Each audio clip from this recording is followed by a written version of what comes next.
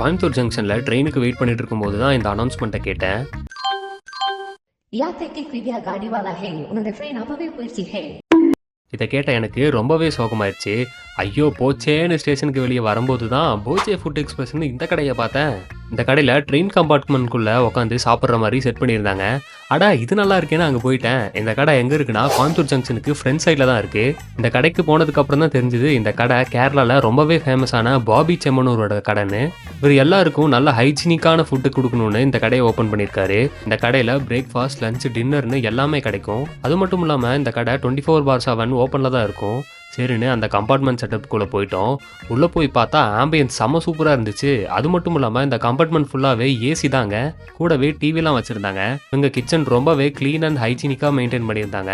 நாங்கள் evening time போனதால் ஒரு டீ, ஒரு கட்லெட், ஃப்ரூட் பஞ்சுன்னு ஒரு ஷேக்கை ஆர்டர் பண்ணிட்டோம். ஃபஸ்ட்டு டீயை குடிச்சு பார்த்தோம். ரொம்பவே நல்லா இருந்துச்சு.